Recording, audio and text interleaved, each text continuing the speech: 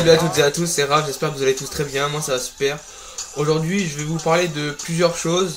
Donc la première chose ça va être un sujet d'actualité à propos de entre guillemets arnaque pour les déteneurs de PC Windows. Donc voilà. En deuxième partie je vais vous expliquer comment créer un compte développeur pour avoir la nouvelle la bêta de la mise à jour Windows Phone 8.1. Donc et après je vais vous montrer les nouveautés. Donc on se retrouve tout de suite pour le premier sujet de cette vidéo. A tout de suite. Donc on va traiter le premier sujet de cette vidéo. Donc l'arnaque de faux employés de Microsoft. Donc ça va pas dire grand chose, mais je vais vous expliquer clairement. Donc en fait récemment il y a eu ils ont découvert un groupe d'arnaqueurs qui en fait se font passer pour des employés de Microsoft et qui vous disent que vous avez un problème sur votre ordinateur, et cette personne va vous dire de faire certaines manipulations. Donc ces manipulations en fait ça va conduire à l'arnaque. Donc vous allez vous faire voler 250 $, donc je sais pas ce que ça fait en euros. Donc cette somme va être vidée, va vous être volée. Donc le premier conseil que j'ai à faire c'est raccrocher tout de suite, parce que si vous vous entêtez à parler à cette personne, vous allez être insulté. Parce que j'ai certains je connais quelques personnes qui se sont fait insulter carrément. Donc c'est pas très sympa, et en plus c'est plutôt des fils de 1. Donc voilà, c'était juste pour vous dire ça. Donc si vous recevez un appel de chez Microsoft, raccrochez tout de suite, clairement, parce que c'est une arnaque. Voilà. On passe au deuxième sujet de la vidéo, comment créer un compte développeur. Donc on se retrouve pour le deuxième sujet que je vais traiter. Donc pour avoir la mise à jour Windows Phone 8.1 en bêta, donc faut posséder un compte développeur. Donc c'est vraiment pas compliqué à faire. Donc je vous mettrai le lien dans la description, et je vais vous dire comment faire tout simplement. Donc là je vais le faire sur mon iPod, parce que ça on peut le faire n'importe où pour se créer un compte développeur. Donc vous allez aller dans votre navigateur, que ce soit sur votre ordi, sur votre téléphone, sur votre iPod, et vous allez aller sur ce site, donc www.appstudio.windowsphone.com. Et là vous allez avoir dans la page New Project. Donc vous allez cliquer dessus, vous allez accepter toutes les conditions, et ils vont vous demander votre information de compte Microsoft, donc vos adresses et votre mot de passe. Donc excusez-moi. Donc vous allez les inscrire dessus, vous connecter, et là ils vont vous dire que vous allez accepter les termes et conditions. Donc cette manipulation est vraiment pas très compliquée. Donc après, ce n'est pas fini pour posséder votre compte développeur. Donc là, on va se rediriger vers le Windows Phone. Donc voilà, vous allez télécharger l'application. Attendez, je la cherche. Preview for Downloaders, Developers, pardon. Excusez-moi. Donc vous allez aller là. Et donc là, vous allez, en fait, vous êtes enregistré comme compte développeur. Donc là vous allez vous connecter quand vous allez télécharger l'application, ça va quand vous l'avez installé, vous l'ouvrez, ça me semble logique, et ils vont vous demander votre adresse mail et votre mot de passe du compte Microsoft. Donc vous allez rentrer, et là vous allez accepter toutes les blabla, vous allez faire down et next après certaines étapes, et là vous avez votre compte développeur. C'est très simple. Ensuite vous allez aller dans les paramètres de votre appareil. Donc voilà.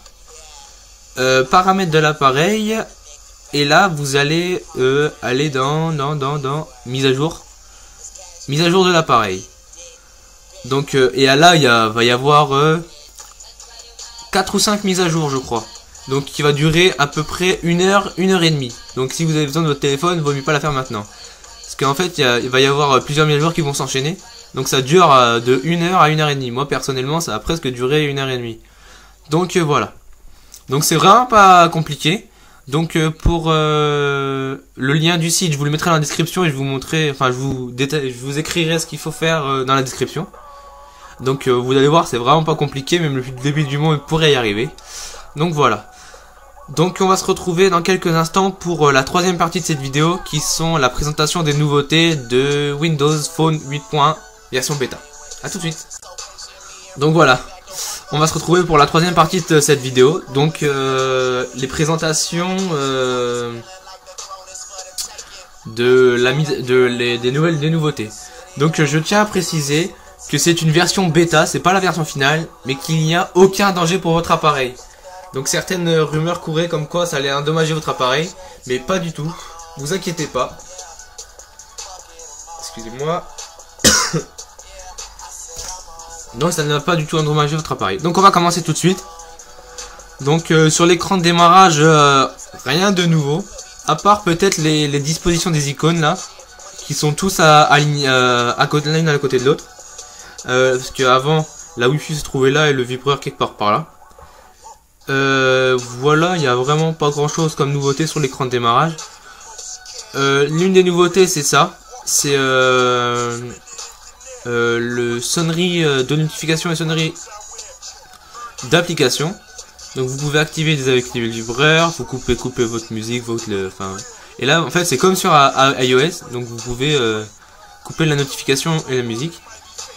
Donc voilà, c'est vraiment pas, c'est pratique, assez pratique. Voilà, donc voilà, la grosse nouveauté c'est l'écran d'accueil. Donc je vais m'expliquer. Sur par exemple pour le Lumia 820 que je possède, avant on pouvait mettre que il y avait que 2 colonnes d'application. Donc là maintenant vous avez la possibilité d'étendre cette largeur, on va dire, pour rajouter une troisième colonne. Donc c'est assez pratique. Bon, ça nous permet de mettre beaucoup plus d'icônes ou de la disposer autrement. Ensuite, comme vous pouvez le voir, derrière j'ai mis un fond d'écran. Donc voilà, c'est une des nouveautés, parce qu'avant on pouvait pas mettre de fond d'écran. Donc en fait ça va rendre transparent votre tuiles vont devenir transparentes, pardon. Ce qui va permettre de voir en partie votre fond d'écran. Donc ça peut être sympa. Donc voilà. Ensuite ah oui, une chose, après votre mise à jour de la bêta, va y avoir plein de mises à jour dans le Windows Store. Donc vous allez y aller. Et voilà. Et ensuite, une nouveauté dans le Windows Store pendant qu'on y est, c'est les téléchargements. Donc là, il y a les téléchargements, il y a l'historique de téléchargement. Donc moi, comme vous pouvez le voir, ça c'est toutes les mises à jour qui ont été mises à jour après la mise à jour bêta. Donc comme vous pouvez le voir, il y a quasiment toutes mes applications qui sont mises à jour. Et il y a une nouveauté, podcast, que je n'ai pas encore testé. Donc je vais la tester en direct avec vous.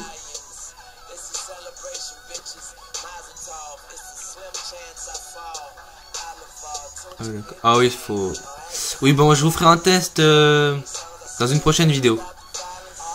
Ensuite, dans l'écran de déverrouille d'accueil, à part ça, il y a pas grand chose. C'est déjà une grosse nouveauté. Voilà. Donc maintenant, une grosse nouveauté aussi de Windows Phone, c'est ça. Tada! Donc désolé pour la voix de peu de Google. C'est le centre de notification. Donc là c'est pratique. Franchement je l'ai testé, ça fait une semaine que j'ai cette version, donc c'est vraiment très pratique. Donc là vous avez Wi-Fi, Bluetooth, mode avion et verrouillage de verrouillage de rotation. Là vous avez le pourcentage de batterie, nouveauté également. Là la date, l'heure et l'état physique de la batterie, enfin si je puis dire. Là c'est les barres d'état, et là il y a, comme vous pouvez le voir, j'ai la Wi-Fi et la 3G d'activer. Donc voilà, c'est plutôt pratique. Et là avec ce petit lien vous pouvez accéder directement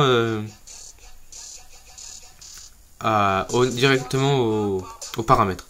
Donc les nouveautés dans les paramètres, c'est ça par exemple, pour mettre un fond d'écran sur votre écran d'accueil, vous allez dans l'écran d'accueil, dans le menu écran d'accueil dans vos paramètres, choisir la photo. Voilà. Ensuite, notification. Ah, je l'ai pas encore testé ça. Ah oui, donc ça c'est la gestion du centre de notification, je n'avais pas vu.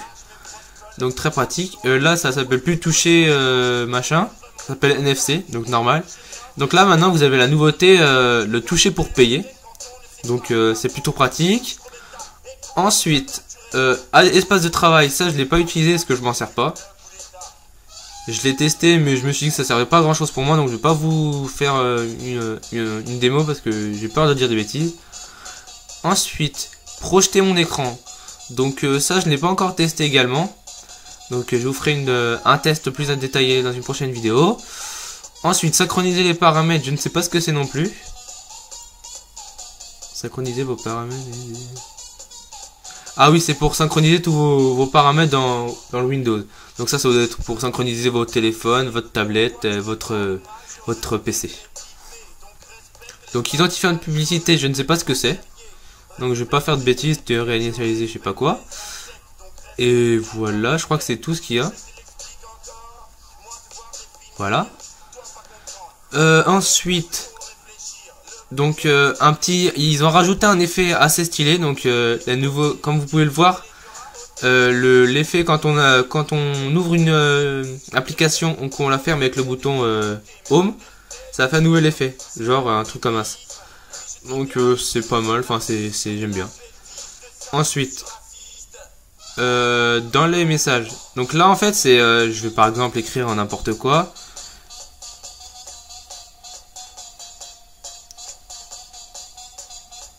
Là ils ont rajouté également un effet.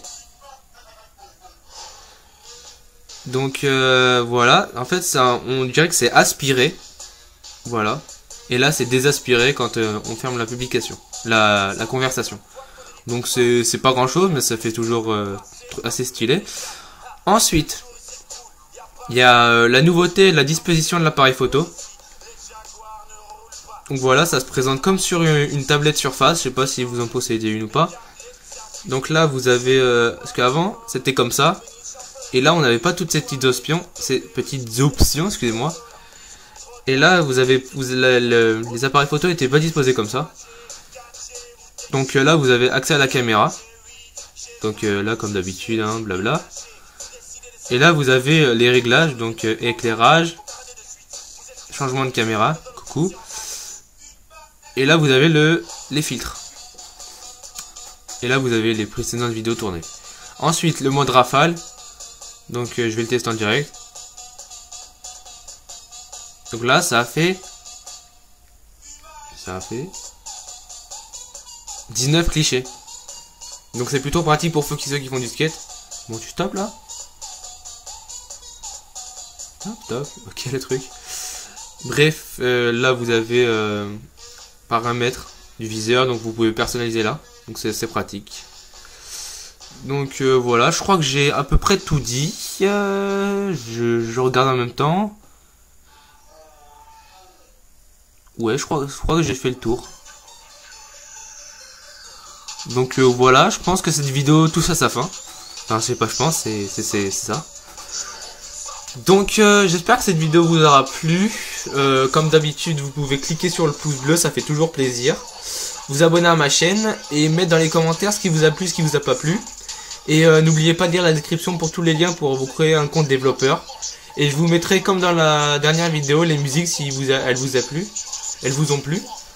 Donc voilà. Et une dernière chose, ne vous faites pas avoir par ces hackers de merde. Oui, je le dis clairement, je dis des gros mots, désolé pour les plus jeunes, mais c'est franchement des enfoirés. Donc voilà, c'était juste le petit mot de la fin. Sur ce, je vous dis à bientôt. Donc désolé, j'avais prévu de faire le test de la Soulmate, mais comme j'avais oublié de faire la grande présentation de ces nouveautés, enfin de toute cette vidéo, cet enchaînement de vidéos. Donc promis, je vous promets que la prochaine vidéo sera sur la Soulmate Mini de Jabra. Sur ce, je vous dis à ciao. À ciao, ça veut rien dire. Allez, tchou.